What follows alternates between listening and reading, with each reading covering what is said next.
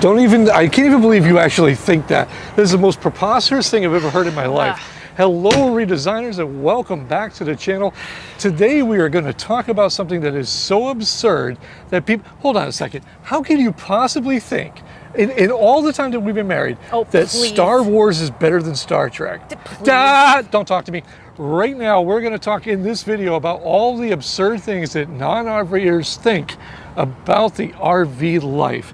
And yes, they probably, I know you don't want to get in a marital dispute, but they're probably thinking the same thing I am. But I'm right. He's just upset because I know that Darth Vader would crush Spock like that. Absolutely not. The reality is that she can't do this, and she's very upset. That. Whoa.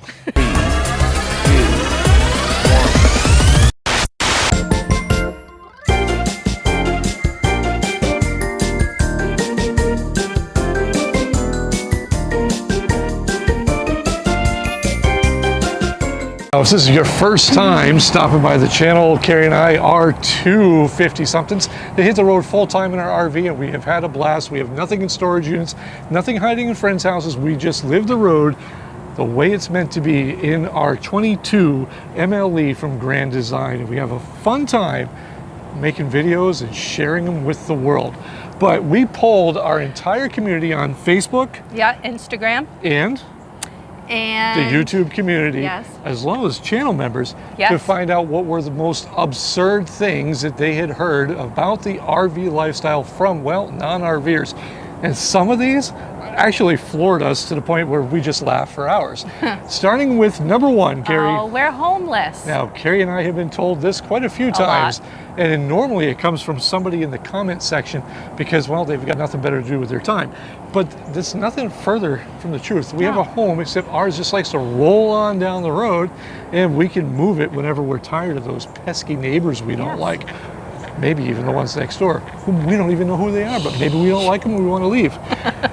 That is the best part about this. And yes, we can afford a house, and we choose not to because, well, I can't take a house and go see different places all the time. Been there, done that. Yeah, absolutely. We had 17 years of that. But if you think for 1 second that we feel that we're homeless, boy, do you have another thing coming. Nope. Maybe they're smoking the same thing you were smoking, to think Star Trek is worse than Star Wars. I gotta say, when you read this next one to me, I almost fell over with this one. Go for it, Karri. I hadn't even heard of this one, but it's kind of funny that we're having a midlife crisis. I could see if we were driving down the road with a brand new Cybertruck towing our rig down 95 and having to stop every 80 miles to get a full charge. Or thinking Star Wars is cool. Hey, let's not even, but the reality is we're in our 50s, early 50s, and we just joined this lifestyle.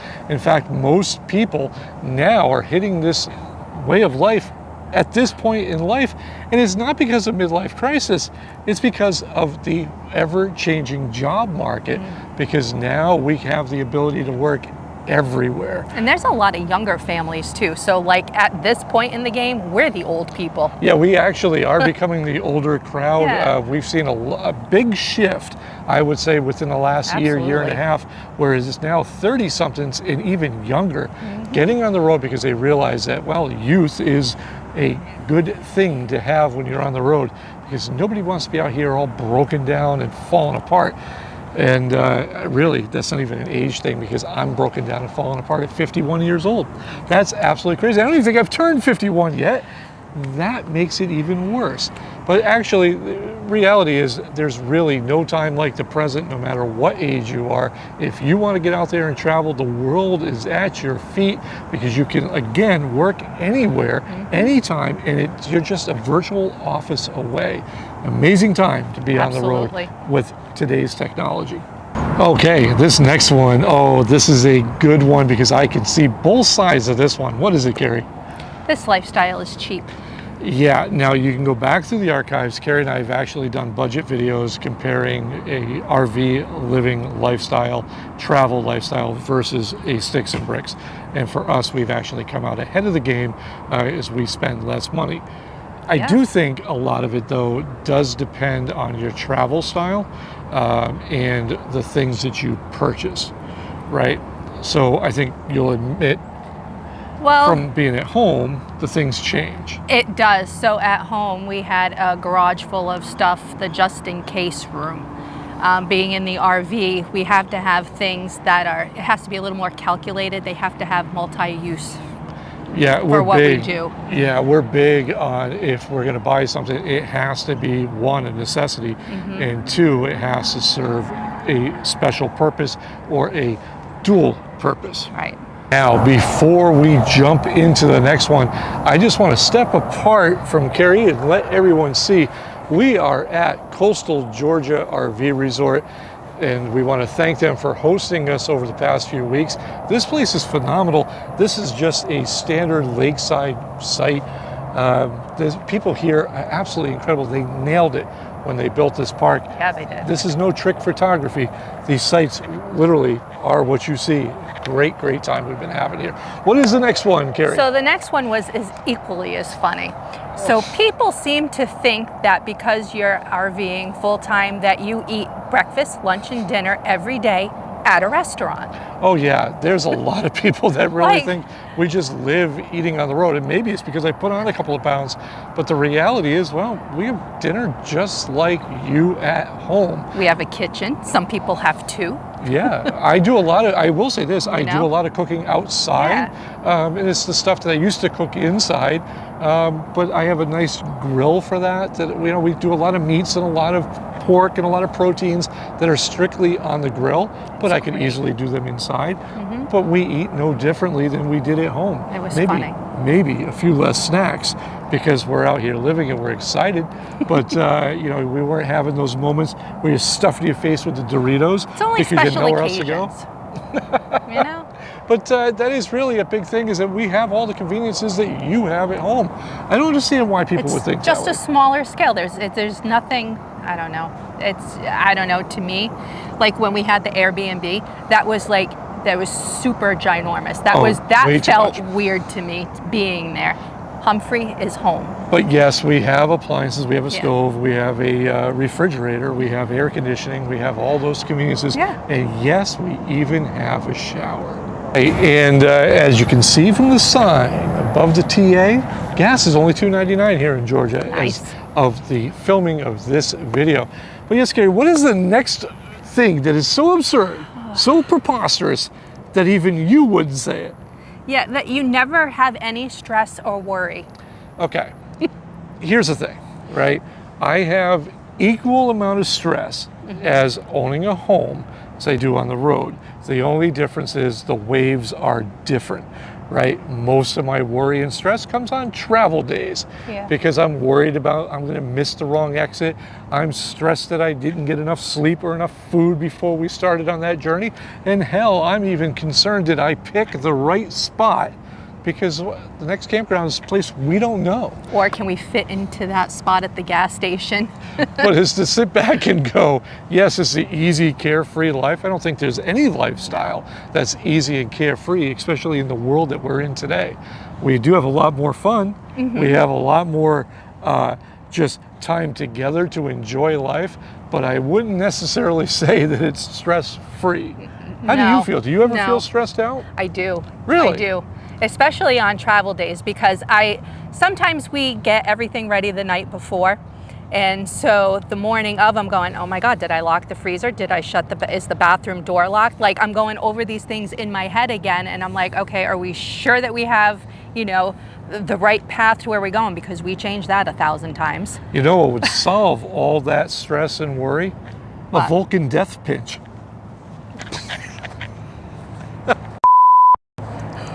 Okay, this one here, I'm just gonna lead with this one.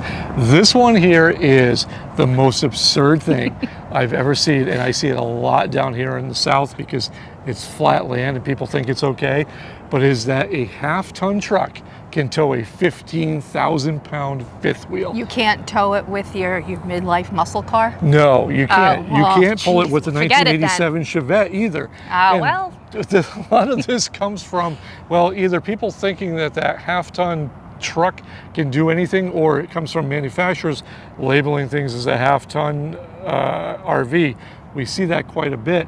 And then at the same time, there's those, those sleazy RV salesmen. And I'm not talking about the ones that blow up famous on YouTube. I'm talking about the really bad ones. The ones that would work at like a Oh, a Campers Inn. Those are the ones that come out there because they aren't really RVers. And that's a good point too to make, is when you go out to RV dealerships, a good portion, a very good portion of salespeople in the RV industry don't even RV because, well, they work during the prime season serving you. So all the info that they have in their head, take it with a grain of salt. And there's a lot of them that will say anything to get you in that deal.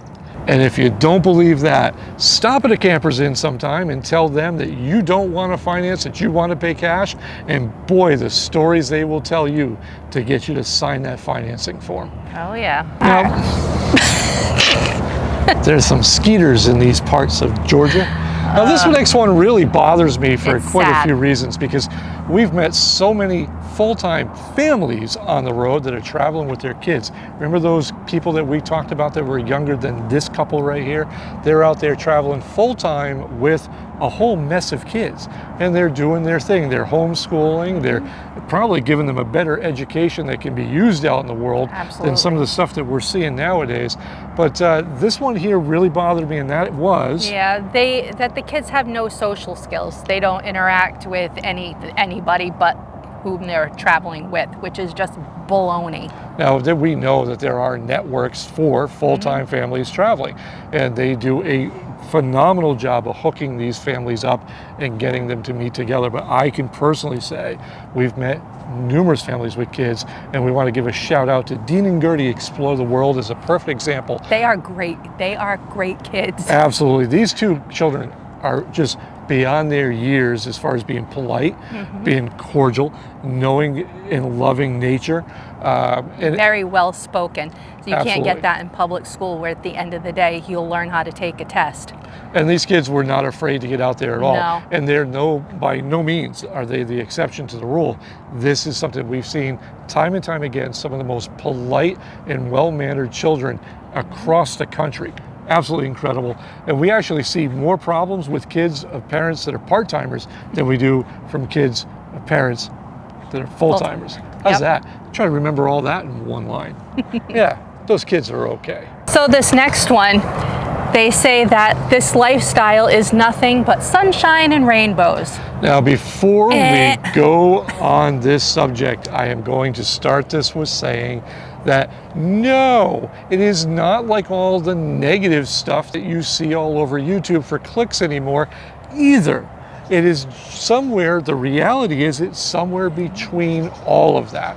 If you are I don't know a better way to say this, but if you're an idiot and you get out here and you don't pay attention to anything, you're gonna have a very bad time. If you spend thousands of dollars a day, you're gonna have Instagram moments constantly. The reality is somewhere along the lines of right smack down the middle is where you're gonna be. Karri and I still go grocery shopping. We still have day-to-day chores. Karri was just out there washing my underpants. Nothing of that changes because you're on the road. Well, you're just happy about my underpants, aren't you? Yeah, I had an itch. Yeah, but at any rate, there's always been a battle, especially on social media, about overdoing it one way versus the other. It's not all sunshine and rainbows, but it's not all the negative nonsense that is being shoved down our throats on a regular basis nowadays either. What do you got to say about this? You just got to go with the flow. Do what works for you, not what some hoo-ha on Instagram or something says. Especially the hoo-has on YouTube. This couple right here, we like to present things in a fair and honest nature because it is real life. You get out here and you see us, I'm sweating my butt off because it is 90 degrees with about 85% humidity. Behind the camera, there's a towel, and there's no joke that I just dot my head between scenes because I'm dying here in Georgia. I don't know how you people down here deal with this in August. It's crazy. I need to get out of here. But we're having a great time because it is absolutely gorgeous here. So again, somewhere in between without the sweat rag. Ooh, the force is with you. Not even funny. There are certain things that I see on a regular basis that I call, hey, that is the YouTube starter kit. I'm not going to go into great detail of what those things are, but I will say that one of them, remember solo stoves? Those were the second coming of Christ for quite a while. And that's going to lead right into the next one. Yeah, you have campfires every night. 97 degrees, hot and humid. You have a campfire. Yeah, because that's the first thing I want. I got sweat pouring down my back right now, and that's what I want to have, is be out here just cooking s'mores in August. It doesn't really work that way. It doesn't. In fact, Karri, the last time you and I have had a campfire was when we were in Conroe, Texas, back around Thanksgiving. And it is now almost September. Yeah, that was our first and only. And I don't think we have any other plans to have a campfire in the next couple of months. It's just the reality is you just don't do those things that you would do as a part-timer. Yes, there's some that carry wood with them everywhere, and we get it, but the majority of people do not. And in fact, I bought a solo stove our 3rd month in because we were heading off for a couple of months. We weren't quite sure if we could get mail. And I just donated that out about a month ago because it had never been used. All it did was rattle in the back of my trunk. Loud. So, you know, those little things about campfires, no. Yeah. Oh, and by the way, it's not on the book. It's not on Instagram. It's not on social media. Okay. We don't eat hot dogs every night either. We don't? No, I wish we did, but we don't. This next one, I believe this one came over by quite a few people. And at first I thought it was all because of the hilarity from our swingers video, which if you've never seen that one, oh, there's a treat and a story for you. Happy times in Texas and Florida for you. But this next one here, Karri, the next absurd thing that non-RVers think is everybody has an upside down pineapple hanging from their rig somewhere. Are you kidding? Okay, we have been, as we've said in that video, propositioned by somebody of the alternative lifestyle of swinging. I don't know if we're flattered. We're not quite sure. It's not our scene, but hey, you do you, and that's fine. We, as full-timers, had no clue what any of this was. We had no idea what the terminology or the little signs and things. Apparently, the upside-down pineapple is one of these things for that. Now, we have some of you people who think you're funny when you see us in the campground, leave us upside-down little pineapple magnets, or what's the other ones, those little scrubbies they like to leave us? Yeah, the little loofahs. That we covered in that video. But for the most part, unless it's not our site, we don't see that kind of stuff. No. We did see it that one time, and yeah, once we learned, and believe me, we look now. Now I make it a point to go, ooh, hey. Because you haven't lived until you've gone through a RV park in Texas and someone comes up to you and says, hey, we know you. And you go, no you don't, we've never been here. You're the swinging couple. And we tell them, no, we never swang once. And is that even a word? Swang? Yeah. Hey, swanky. We don't swang that way, but we made a video about it, and it doesn't matter. We are forever, until another video goes bigger, we're always going to be the swingers. But no, it's not out here. No. And if it is, and you've run into it, let us know in the comments below. And no, I'm not talking about the villages in Florida. That's been beat to death on this channel. Okay. Now, if you like this site, this is site number 118, you call Coastal Georgia RV Resort and you tell them that Bob and Karri said site 118 is now famous because it's been in one of our videos. Yeah, we're huge. 25,000 plus subscribers now. Oh. Thank you, each and every one of us. But sarcasm aside, this is a great site. The next one is... we have no friends. And we have all friends. How is that possible? I don't know. Because we've heard this both ways. One is that we don't have any friends. Now, Karri and I are okay with that. Because we do predominantly keep to ourselves. We're out in the RV park, we're friendly, we'll wave to you, we'll talk to you if you come up to us, but we're not gonna walk up to you and go, hey, how was your day, stranger? On the other side of that, we wave to everybody that waves to us and back and forth, and if we see an RV, we wave, you know, one of those, hey. But we're not gonna be hanging out every night going for ice cream with you. In fact, in the 2 years that we've been on this trek, this journey, I would say there's probably maybe 4 or 5 people that we would consider friends that wasn't YouTube associated. So we kind of keep, you know, the people that come up to you and they go, hey, you're YouTubers, we know you, thank you for that video. We're friends, right? You're always friends of the channel. But like deep core people that have like my cell phone number and that can text me, I think it's about down to about 4 or 5. So the reality is that it's really up to you. Do you want a lot of friends? There's a lot of people that want to be your friend. Do you want to keep to yourself? That's okay, because there's a lot of people that don't want to be your friend. You can do and be whatever you want on the road. Yeah, it's okay to be sociable when you're out here. But it's okay not to be sociable. Yeah. Absolutely. Either way, you're covered. No, it's true. Okay. Let us know in the comments below. Let's stop this marital nonsense, the dispute thing that we've got going. Two things you can let us know. One, Star Wars is Star Trek. We know where that's going. And two, Star Wars, because Penelope's right. Would you rather be by yourself or making friends on the road? We'd always love to hear your input. But you don't have to do it all the time. They don't, I mean... All right, now, hopefully you had as much fun with this video as we've had, because some of these things are, well, they're just what they say they are. They're out there. They're absurd. And really the takeaway from this video, as I like to point out recently in each video what the theming is, what the takeaway is that RV life can be whatever you want it to be. If you want to be alone, you can do it. If you want to be surrounded by people, believe me, there's people that want to be surrounding you. It can be as cheap as you want it to be. It can be as expensive as you want it to be. It can be as sunshine and rainbows, or it can be as doom and gloom. It really depends on what you put into it. Us personally, we have good days, we have bad days. We bicker, we agree.